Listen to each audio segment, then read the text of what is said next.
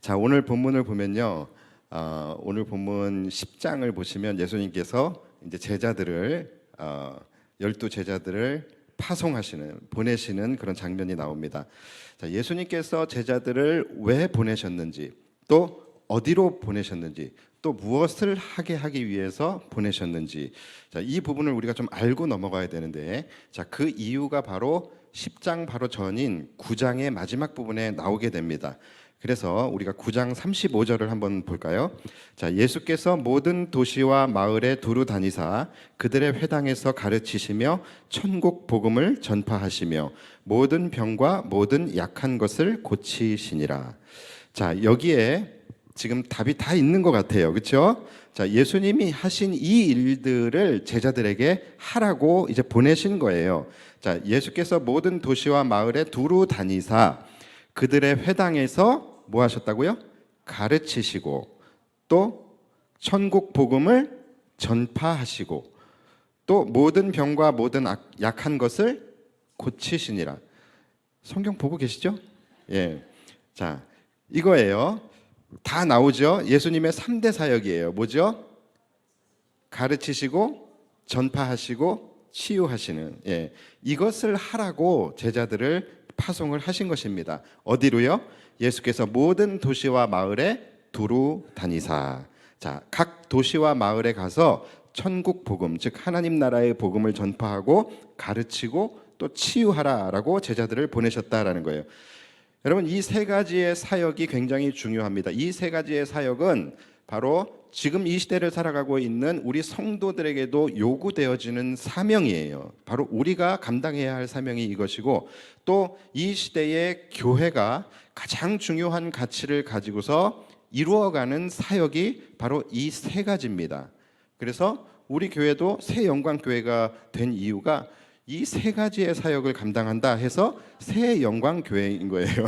예, 뭐 새걸에서 막 새 영광교회가 아니라 이 세 가지의 사역을 감당하는 영광교회. 그래서 새 영광교회인 것입니다. 그래서 우리 교회를 읽을 때 새 영광교회 읽으면 안 돼요. 새 영광교회 이렇게.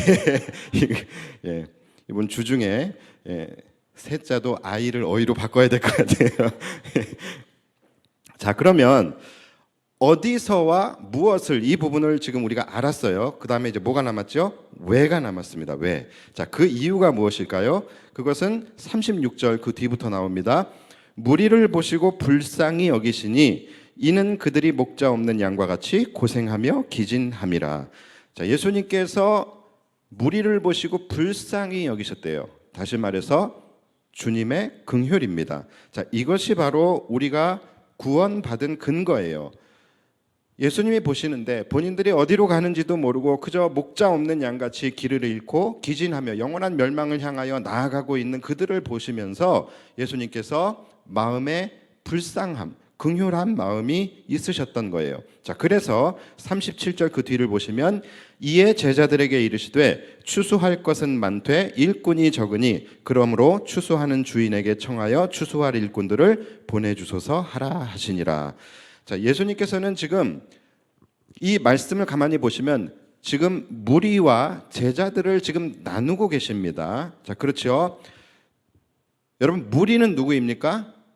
지금 말씀하신 대로 목자 없는 양같이 갈 길을 모르는 사람들이에요. 다시 말해서 천국 복음을 깨닫지 못하는 자들, 그들이 무리입니다. 자, 그러면 제자는 누구일까요?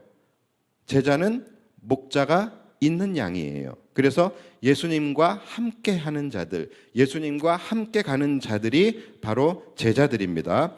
자, 예수님은 이 제자들에게 무엇을 명하십니까? 자, 이에 제자들에게 이르시되 추수할 것은 많되 일꾼이 적으니 그러므로 추수하는 주인에게 청하여 추수할 일꾼들을 보내주소서 하라 하시니라. 자, 이 추수라는 말이 하여간 이단들이 지금 신천지가 그 추수라는 말을 죄 갖다 써가지고서 막 추수꾼 뭐 이런 그래갖고서 지금 이게 사실은 굉장히 좋은 말인데 이 추수라는 말이 그들이 그렇게 쓰는 바람에 우리가 지금 듣기에 어감이 좀 그렇게 썩 좋지가 않아요. 그런데 원래 여러분 이 추수는 이 말은 신천지 게 아니라 예수님 겁니다. 예수님이 먼저 하신 말씀이에요.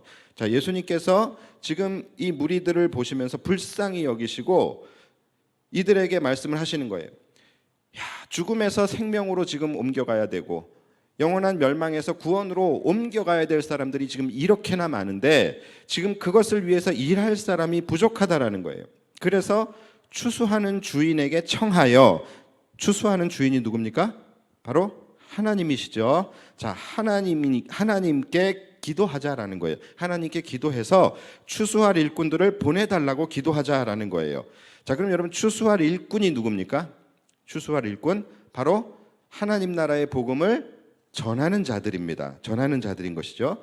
자, 그렇게 기도를 하자라고 하는 거예요. 예수님께서 제자들에게, 야, 지금 이렇게 추수할 것이 많은데 일꾼이 부족하니 우리 하나님께 기도해서 하나님의 나라의 복음을 전할 자들을 조금 하나님에게 보내달라고 우리 함께 기도하자. 자, 이렇게 하고서 9장이 끝나는 겁니다. 자, 그리고 이제 10장으로 넘어와서 이제 드디어 예수님께서 추수할 자들을 이제 보내시는 거예요. 그것이 바로 12제자를 파송하는 것입니다. 자, 그런데 누구를 보내십니까? 누구를 보내셔요? 바로 아까 그 제자들을 보내시는 거예요. 그렇죠? 자, 여러분 이게 무슨 말입니까? 그러니까 제자들이 추수할 일꾼을 보내달라고 기도했는데 제자들이 추수할 일꾼으로 응답이 된 거예요. 무슨 말인지 아시겠죠? 그러니까 기도한 자들이 제자가 되고 기도한 자들이 바로 하나님의 응답의 도구, 하나님의 응답자들이 되었다라는 것입니다. 그러니까 이들이 기도했을 때에 하나님께서 다른 제3자들을 추수할 일꾼으로 보내주신 것이 아니라는 것이죠. 바로 기도한 그들을 하나님의 일을 이루어가는 기도 응답자로 세우셨다라는 것이죠. 여러분, 우리가 지금 이 부분을 주목해야 합니다. 우리도 기도합니다. 이 땅에 하나님의 나라가 임하기를 우리가 기도해요. 그런데 기도만 하지 내가 그 하나님의 응답의 도구가 되기를, 내가 그 하나님의 응답자가 되지는 않는다라는 것이죠. 기도하고 그냥 끝이에요. 난 기도했으니까 이 다음엔 하나님이 알아서 해주시겠지. 난 기도했으니까 이 다음에 하나님이 다른 사람들을 시켜서 다른 사람들을 보내서 이 일을 이루어 주시겠지. 그런데 여러분, 그게 아니라는 거예요. 그게 아닙니다. 우리가 마음의 소원을 갖고 기도했다라고 한다면 바로 우리가 응답자가 되어야 하는 거예요. 바로 우리가 하나님이 쓰시는 도구가 되어져야 된다라는 것입니다. 그렇잖아요. 우리가 하나님 서울대 가게 해주세요라고 기도를 했다라고 한다면요, 응답자는 나인 거예요. 응답자는 나인 것이고 내가 열심히 공부하고 노력을 해야지 하나님께서 그 기도에 응답을 해주시는 것 아니겠습니까? 그렇죠. 기도만 하고 나머지는 그냥 하나님이 알아서 해주시겠지, 이것은 기도가 아니라는 것을 여러분들이 잘 알고 계시잖아요. 그렇죠? 이렇게 기도만 하고서 끝, 기도만 하고서 그냥 하나님이 다 알아서 해주시겠지 하면은 하나님이 알아서 해주십니까? 해주시던가요? 그냥 막 서울대 가게 하시나요? 그게 아니라는 걸 여러분들이 더 잘 아시잖아요. 그렇죠? 하나님, 우리 교회에 사랑이 넘치는 교회가 해주세요. 그렇게 기도는 열심히 했는데 나는 교회에서 막 쌈딱이에요. 그래서 막 누가 건들기만 하면 막 으르렁거리고, 누가 막 나한테 으르렁거리면 난 막 확 물어버려요. 나는 기도는 그렇게 하는데, 기도는 하나님, 우리 교회가 정말로 사랑으로 하나 되고 사랑과 이해와 용서와 또 막 이러한 것들이 충만한 교회 되게 해주세요. 그런데 나는 전혀 바뀌지 않는, 나는 그 기도의 응답의 도구가 되지 않는, 나는 전혀 아무것도 하지 않는, 그러면 어떻게 그런 교회가 될 수 있겠습니까? 하나님이 그 기도를 어떻게 응답해 주시겠어요? 하나님이 누굴 통해서 일하시겠어요? 계속 그렇게 기도하면요, 하나님이 응답은 해주시는데 어떻게 응답해 주시냐면 그 사람을 도려냅니다. 야, 가만히 보니까 너만 빠지면 되겠다. 너만 빠지면 이 교회가 사랑으로 하나 된 교회가 되겠다. 그렇게 될 수 있다는 것이죠. 그러니까 여러분, 우리가 아무리 기도를 해도 우리가 바뀌지 않고 우리가 하나님의 응답의 도구가 되지 않는 이상 그 기도는 이루어지지 않는 것입니다. 하나님, 새가족들 우리 교회 요즘에 많이 오는데 우리 새가족들이 잘 정착하게 해주세요. 그렇게 기도는 하지만 나는 새가족들한테 인사 한 번 안 해요. 새가족들 있는데 우리 교회에 막 흉을 봐요. 그러면은 그 기도가 응답이 되겠어요? 하나님이 누굴 통해서 일하시겠습니까? 우리가 여러분 사실 부흥도 마찬가지입니다. 부흥도 마찬가지예요.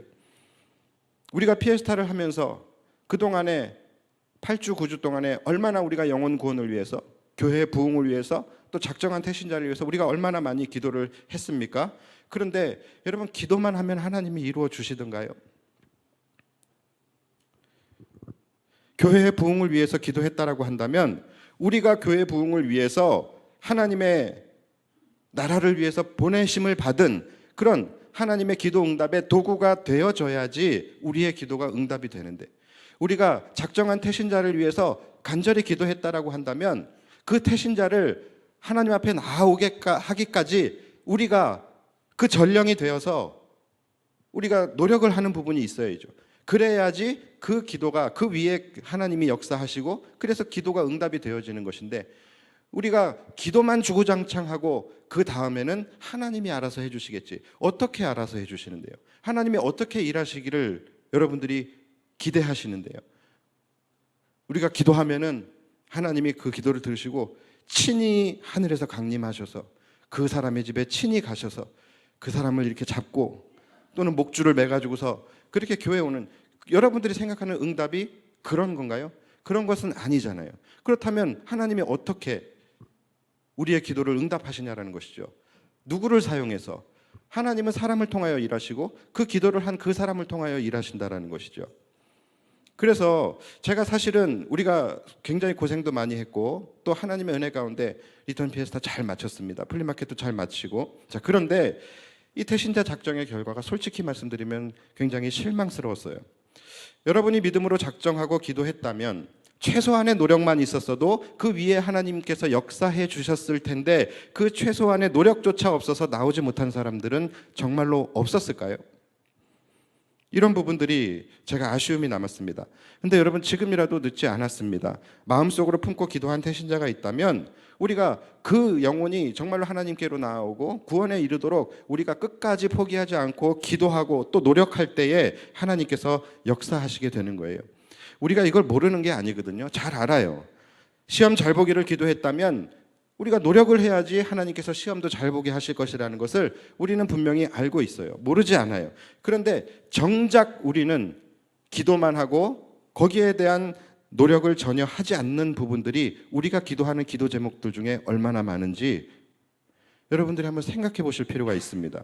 우리가 금요일마다 함께 모여서 하나님의 나라를 위해서 기도하고 교회의 부흥을 위해서 기도하고 또 다음 세대를 위해서 기도하고 또 우리 교회가 사랑으로 하나 되기를 위해서 우리가 함께 기도하지만 기도만 해서는 안 된다라는 거예요. 기도한 우리들이 바로 하나님께서 사용하시는 응답의 도구가 되어져야 된다라는 것이죠. 그래야지만 하나님께서 우리의 기도를 듣고서 응답해 주실 수 있는 것이죠. 지금 이 순간에도 여러분들의 표정을 보니까 지금 여러분들의 그 총명한 두뇌는 엉뚱한 데서 막 돌아가고 있어요. 그렇다면 기도를 하지 말아야 되겠다. 기도하는 곳마다 내가 투입돼야 되는 것이라고 한다면 이거는 좀 피곤한데 내가 금창기도 내가 조만간 끊어야 되겠다. 이렇게 지금 생각을 하실 수 있어요. 근데 여러분, 진짜 그거는 헛똑똑인 거예요. 정말로 어떤 게 더 좋은 것일까를 여러분들이 이성적으로 한번 생각을 해보세요. 내가 기도하면서 정말로 그 하나님과의 깊은 교제 속에서 내 자신이 점점 변화되어져 가고 또 하나님의 그 귀한 일에 도구로 사용되어지는 그 기쁨을 누리고 또 그때마다 하나님께서 응답해 주시는 것을 내가 경험하면서 내 삶이 점점 더 나은 삶으로 나아가는 그 삶이 여러분 좋은 삶인가요? 아니면 내가 조금 편하게 내가 기도 안 하고 그냥 그저 그런 삶으로 계속해서 전혀 변화되지 않는 똑같은 삶을 살아가는 것이 더 좋겠습니까? 어떤 게 더 좋은 것일까요? 자, 그래서 오늘 여러분, 하나님의 귀한 응답의 도구가 되는, 하나님의 응답자가 되는 것이 얼마나 좋은지, 또 그것이 왜 좋은지에 대해서 제가 지금부터 말씀을 드리려고 합니다. 자, 오늘 본문 10장 1절을 한번 보시면은 예수께서 그의 12 제자를 부르사 더러운 귀신을 쫓아내며 모든 병과 모든 약한 것을 고치는 권능을 주시니라. 자, 제자들이 지금 곧 응답자가 되어지는 이야기입니다. 이 이야기가. 자, 이 말씀에서 여러분, 이 1절에서 가장 중요한 포인트가 뭘까요? 지금 1절에서 가장 중요한 포인트가 뭘까요? 바로 부르사, 그 다음에 주시니라예요. 여러분, 이 둘은 서로 다른 게 아닙니다. 이것은 하나입니다. 이 둘은 세트예요. 무슨 말씀이냐면 예수님께서 부르실 때에는 부르시기만 하는 것이 아니라 그에게 주시기도 한다라는 것입니다. 뭘 주십니까? 바로 권능을 주신다라는 거예요.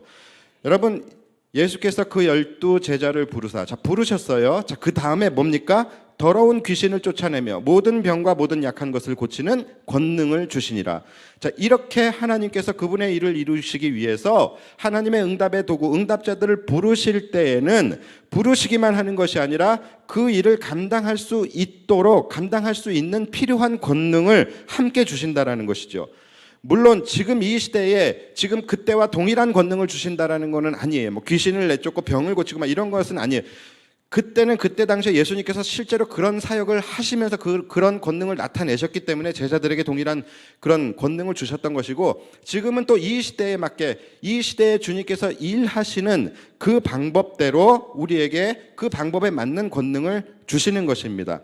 자, 중요한 것은 뭐냐면 무엇을 주셨냐가 아니라 바로 부르심이 있는 곳에는 주심이 있다라는 것입니다. 이것이 중요한 것이죠. 자, 그렇다면 여러분들 한번 생각해 보세요. 자, 여러분들 부르심이 있는 곳에는 주심이 분명히 반드시 있다라고 말씀을 드렸는데, 자, 여러분들은 부르심을 입은 자들입니까? 그럼 뭘 받으셨어요? 자, 여러분 부르심을 입은 자들이에요?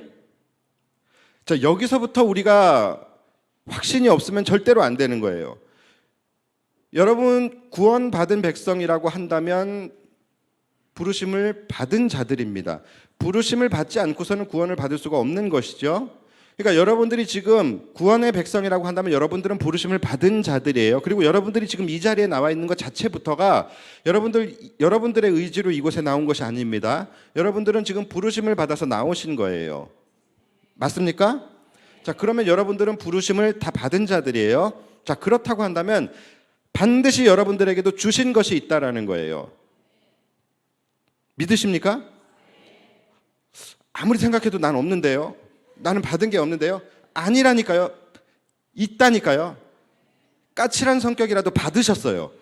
그러니까 여러분들은 반드시 부르심을 받으신 자라면 반드시 여러분들에게 주신 것이 있다라는 거예요. 여러분, 그것을 찾는 것이 중요한 것입니다. 그것을 찾는 거. 그래서 이것이 뭔가 대단한 것이라고 생각을 하기 때문에 우리가 찾지 못하는 거예요.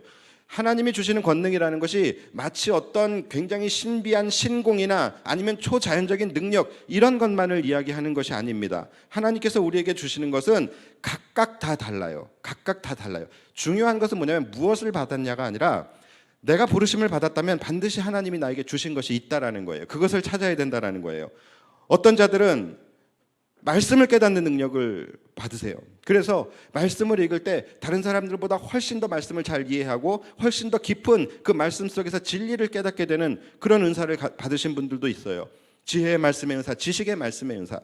또 어떤 분들은 위로와 권면의 은사가 있으신 분들이 있어요. 그래서 그분과 이야기를 하면은 왠지 내가 위로받는 느낌이 나고 왠지 내 마음이 평안해지고 그 사람이 하는 말을 왠지 내 가슴에 새기게 되고 내가 들어야 할 것 같고, 그렇게 위로와 권면의 은사를 받은 사람들이 있어요. 또 어떤 분들은 사랑과 긍휼의 은사를 받은 사람이 있어요. 그래서 그 사람과 함께 있으면은 내가 굉장히 안정감과 따뜻함을 느끼게 되고 그런 사람들이 있어요. 또 어떤 분들은 호감의 은사가 있어요. 호감도 여러분 은사입니다. 호감의 은사가 있어요. 그래서 그분이 있는 곳에는 사람들이 많이 모여요. 그리고 그 사람들이 그 사람과 함께 있으면 막 기분이 좋아져요. 마음이 풀어져요. 이것도 은사예요. 또 유머의 은사도 여러분 은사입니다. 이 사람과 함께 있으면 사람들이 막 유쾌하고 행복해져요. 재밌어요. 이것도 은사예요. 누군가에게는 가르치는 은사가 있고 얼마나 많은지 몰라요. 또 누군가에는 막 통찰의 은사가 있어요. 지난 금요일에 얘기했던 그 통찰의 은사.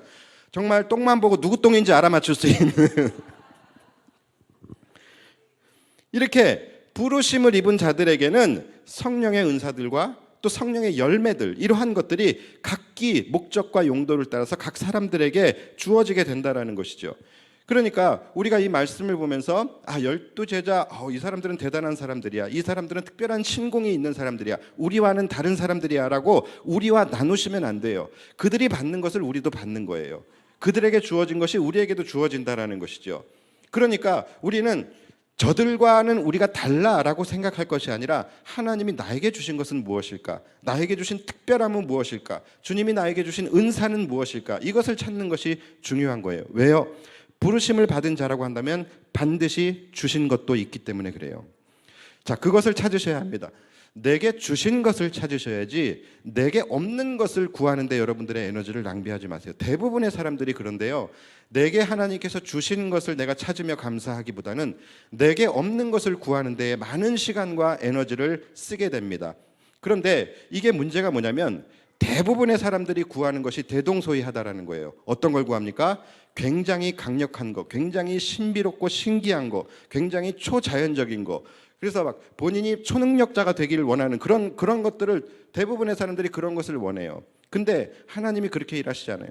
모든 사람들이 다 그런 은사를 받으면 좋을 것 같습니까? 그러지 않아요. 그러면 하나님의 일이 이루어지지가 않습니다.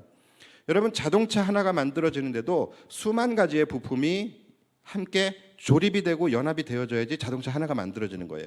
그런데 그 부품들 중에서 가장 중요한 건 뭐예요? 엔진이겠죠. 근데 모든 사람들이 다 엔진만 되기를 원해요. 그래서 엔진만 수만 개가 있어봐야 자동차 하나도 못 만듭니다. 나사만 수만 개가 있어봐야 자동차 하나 못 만든다라는 거예요. 하나님은 그렇게 일하시지 않는 거예요. 우리 모두가 각기 다른 은사를 받고 그 모든 것들이 다 그리스도 안에서 하나로 연합이 되어져서 그리스도의 온전한 몸을 이루어가는 것이죠. 그것이 우리가 지체 아닙니까? 그래서 우리가 각자의 받은 은사를 발견하고 그 발견한 은사들을 가지고 우리가 성도들이 함께 그리스도 안에서 이것이 연합되어졌을 때 온전한 그리스도의 몸이 되고, 그럴 때에 예수님의 사역이 펼쳐질 수 있게 되는 것이죠. 여러분들이 이 관계를 잘 알고 계셔야 돼요. 그래서 고린도전서 12장에도 보면은 만일 온 몸이 눈이면 듣는 곳은 어디며 온 몸이 듣는 곳이면 냄새 맡는 곳은 어디냐. 그러니까 다 좋은 거 하면은 소는 누가 키우냐라는 거예요. 눈이 손더러 내가 너를 쓸데없다 하거나 또한 머리가 발더러 내가 너를 쓸데가 없다 하지 못하리라. 만일 한 지체가 고통을 받으면 모든 지체가 함께 고통을 받고 한 지체가 영광을 얻으면 모든 지체가 함께 즐거워하느니라. 이것이 바로 지체의 원리라는 것이죠. 그러므로 주님께서 우리에게 주시는 것에는 분명히 목적과 용도가 있어요. 그것이 다 각 사람마다 다를 뿐인 것이지 더 귀하고 덜 귀한 것은 없다라는 것입니다. 그래서 로마서 12장 4절을 보시면 우리가 한 몸에 많은 지체를 가졌으나 모든 지체가 같은 기능을 가진 것이 아니니 이와 같이 우리 많은 사람이 그리스도 안에서 한 몸이 되어 서로 지체가 되었느니라. 이렇게 말씀을 하고 계시는 거예요. 그러니까 예수님께서 주신 것은 무엇이든지 정말로 아까 얘기했듯이 그것이 까칠한 성격이라 할지라도 다 예수님께서 주신 것은 유익한 것이고 다 각기 귀하게 쓰임받을 때가 있다라는 것이죠. 그렇기 때문에 주시는 거예요. 자, 그래서 여러분들 오늘 본문을 보시면은 예수님께서 제자들을 파송을 하시는데 굉장히 재밌는 부분이 나와요. 자, 그냥 보내시는 게 아니라 어떻게 보내시냐면 2명씩 짝을 지어서 보내주시게 됩니다. 그런데 각 팀마다 특색이 다 다르다라는 것을 우리가 볼 수가 있어요. 자, 오늘 2절 말씀부터 보면은요. 자, 2절 말씀. 12 사도의 이름은 이러하니 베드로라 하는 시몬을 비롯하여 그의 형제 안드레와 세베대의 아들 야고보와 그의 형제 요한. 자, 먼저 1조가 누구예요? 베드로와 안드레. 그렇죠? 그리고 2조가 누구예요? 야고보와 요한이에요. 자, 이들의 특징이 뭡니까? 이들의 특징이 뭐예요? 알 법도 한데, 그렇죠, 형제예요. 이들은 형제팀입니다. 그래서 아무래도 형제다 보니 서로 마음도 잘 맞고 호흡도 잘 맞겠죠. 그래서 예수님께서 이들은 형제니 묶어주신 거예요. 그러니까 우리 몸의 지체로 따지면 손 또는 발 요 정도 되지 않을까 생각돼요. 자, 그렇게 형제팀, 형제 파츠로 이들을 구성을 해주셨어요. 자, 그리고 3절 보세요. 3절은 빌립과 바돌로메, 도마와 세리마테, 알페오의 아들 야고보와 다데오. 자, 여기에는 3절 안에 지금 3조부터 5조까지가 나오고 있죠. 자, 빌립과 바돌로메 3조예요.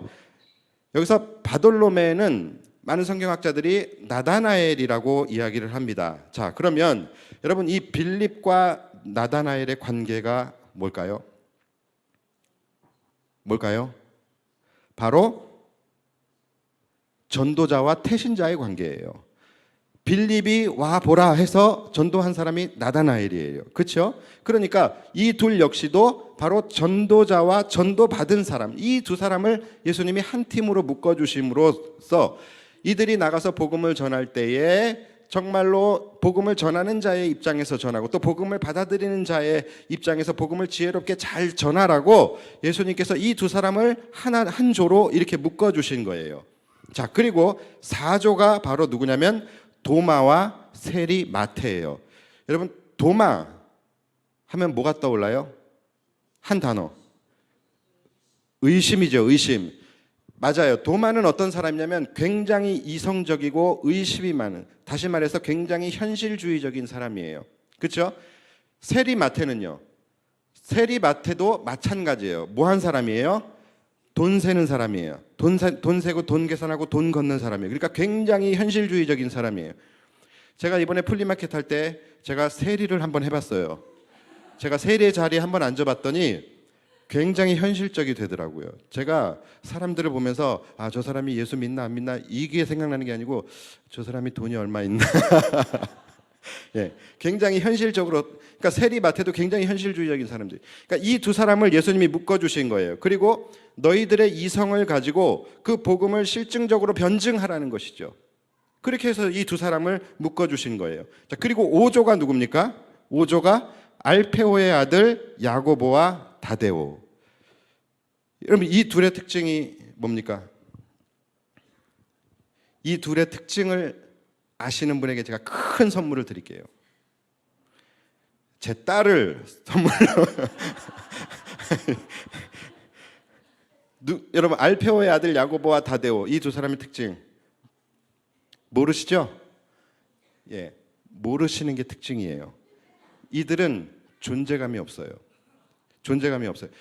야고보의 형제 요한의 형제 야고보는 많이 들어봤어요. 그런데 알페오의 아들 야고보에 대해서는 우리가 아는 게 없습니다. 성경에 기록이 거의 없어요. 우리가 잘 알지 못하는 야고보입니다. 그리고 다데오는요. 다데오 들어보셨어요? 다대기는 많이 들어보셨죠? 다데오는 거의 못 들어보셨어요. 왜냐하면 성경에 다데오의 기록은 전혀 없습니다. 그러니까 이 두 사람은 존재감이 없는 사람들이에요. 그러니까 존재감이 없고 소심한 사람들을 또 예수님이 묶어 놓으신 거예요. 그렇게 해서 이들을 보내신 거예요. 그리고 이제 마지막 6조는 4절에 나옵니다. 가나나인 시몬 및 가룟 유다 곧 예수를 판자라. 자, 시몬과 가룟 유다가 마지막 6조입니다. 자, 이들의 특징은 뭡니까? 뭐일 것 같아요? 딱 봐도 알겠죠? 굉장히 반항적이고 저돌적인 자들이에요. 가나나 시몬은 누구냐면 바로 열심당원입니다. 그러니까 우리나라로 따지면 민노총이나 금속노조 이런 사람들이거든요. 그러니까 뭔가 이 혁명가 스타일. 가룟 유다 마찬가지. 가룟 유다 어떤 사람이에요? 그냥 나쁜 사람이죠. 그렇죠? 가룟 유다 역시 마찬가지 혁명가입니다. 그러니까 사회 변혁적인 사고 구조를 가지고 있는 사람이에요. 그러니까 이들을 예수님이 또 묶어 주신 거예요. 그래서 너희는 너희의 방법대로 너희가 설득할 수 있는 자들에게 복음을 잘 전해 보라는 것이죠. 이처럼 예수님께서는 각자의 성향과 특기 이것을 따라서 비슷한 성향을 가진 사람들끼리 함께 연합해서 그들 안에서 서로 시너지 효과를 낼 수 있도록 그렇게 그들을 구성해서 파송을 하셨다라는 것이죠. 이 예수님의 원리예요. 그러니까 여러분, 우리가 주님의 거룩한 일들을 이루어 가기 위해서 우리가 부르심을 받은 자들이잖아요. 부르심을 받은 자들이라고 한다면 바로 우리가 받은 은사, 또 우리가 받은 성향, 이러한 모든 것들이 다 다를 수 있습니다. 다 다를 수 있지만 다 주님을 위해서 일하도록 주님께서 주신 것이다라는 것이죠. 하나도 필요하지 않은 것이 없다라는 것이죠. 그죠? 다 우리가 부르심과 하나님 나라의 복음을 위해서 다 쓰여져야 될 것들이라는 것이죠. 그러므로 우리는 먼저 중요한 것이 뭐냐면 우리가 부르심을 받았다는 부르심을 우리가 먼저 깨닫는 것이 중요합니다. 그리고 그 다음은 뭡니까? 하나님께서 나에게 주신 것이 무엇인지, 부르신 자들에게 주시는 그 주심이 무엇인지를 우리는 찾아야 되는 것이죠. 내게 주신 것이 무엇인지. 그리고 또 그 다음은 뭡니까? 그 다음이 이제 세 번째로 말씀드릴 거예요. 자, 왜 우리를 부르시고 왜 우리에게 주셨냐라는 거예요. 자, 이 부분에 대해서 우리가 마지막으로 생각해보고 말씀을 마치려고 합니다. 자, 그 답은 바로 7절에 있어요. 7절 보시면 가면서 전파하여 말하되 천국이 가까이 왔다 하고. 자, 여러분, 바로 이것이 목적입니다. 천국이 가까이 왔다.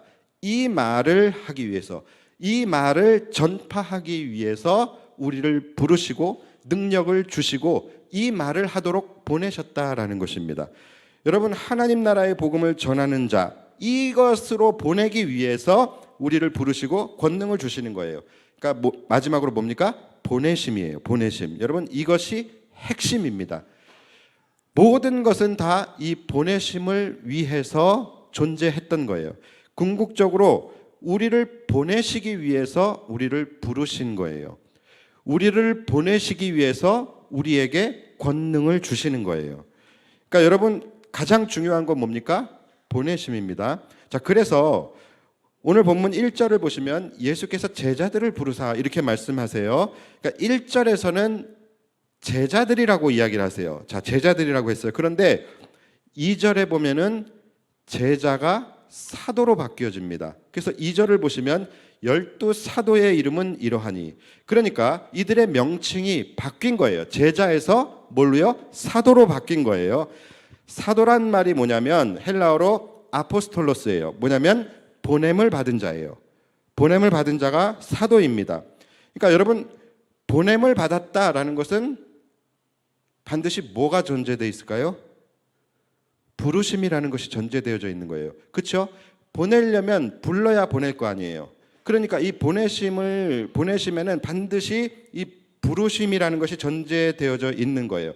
다시 말해서 내가 가고 싶다고 해서, 내가 보내지고 싶다고 해서 보내질 수 있는 것이 아니라는 거예요. 부르심의 사건이 없으면 나는 갈 수 없는 거예요. 부르심의 사건이 있어야지만 나는 보내심을 받을 수 있는 거예요. 예수님의 제자들 중에서 본인이 손들고 자원해서 예수님의 제자가 되겠다라고 한 사람이 있습니까? 단 한 사람도 없어요. 다 예수님께서 찾아가셔서 컨택하시고 그들을 부르시는 그 부르심이 먼저 있었다라는 것이죠. 그랬기 때문에 이들이 보내심을 받는 거예요. 스스로 자원해서 할 수 있는 것은 아닙니다. 아무리 보내심이라고 해도 본인이 자원해서 갈 수 없는 것입니다. 예전에 교회에서 오늘 이번 주 우리 교회 이번 주 새 가족 새로 오신 분 이래서 이렇게 명단 나오면은 새 가족 이름 나오고 그 옆에 괄호하고서 인도자 이름이 쓰여집니다. 그런데 혼자 스스로 자원해서 오신 분에게는 뭐라고 써 있어요? 스스로 이렇게 써 있잖아요. 근데 저는 이 말도 틀렸다고 생각해요. 여러분, 스스로 오는 일은 없습니다. 아무리 혼자 자원해서 왔다 할지라도 그것은 반드시 부르심이 있었기 때문에 온 거예요. 그러니까 부르심이 없으면 뭐든지 시작이 되지 않는 거예요. 우리가 이 자리에 있는 거 모든 것 다 자원해서 오는 거, 스스로 오는 거 없습니다. 하나님의 부르심이 있었기 때문에 우리가 이 자리에 온 거예요. 그러니까 여러분들이 하나님의 일을 할 때도요, 내가 자원해서 하는 것이라는 생각 하지 마십시오. 그거 잘못된 생각입니다. 여러분이 사역의 자리에 있는 것도 예수님의 부르심이 있었기 때문에 여러분이 그곳에 있는 것입니다. 여러분들이 어떤 사역을 감당할 때에 여러분들에게 그 능력이 있어서 여러분들이 그 사역을 감당한다고 착각하지 마십시오. 그것도 잘못된 생각입니다. 여러분들이 그곳으로 보내짐을 받았기 때문에 그곳에서 그것을 감당할 수 있는 능력을 하나님이 주신 거예요. 그러니까 이 관계를 여러분들이 절대로 순서를 헷갈리시면 안 되는 거예요. 그러니까 우리가 보내심을 받았다라는 것은 반드시 부르심을 받았기 때문에 보내심을 받은 거예요. 그러므로 부르심을 받은 자들이 보내심을 받았을 때는요, 이것은 선택의 여지가 없는 거예요. 본인이 선택할 수 있는 영역이 아니라는 것이죠. 왜요? 부르신 이유가 보내심을 받기 위해서이기 때문에. 무엇을 위해서? 하나님 나라의 복음을 전하기 위해서. 그러니까 여러분, 이것을 기억하셔야 돼요. 주님께서 우리를 부르셨다라고 한다면 우리에게는 이제 보내심을 받아야 하는 그런 사명이 우리에게 남겨져 있는 것입니다.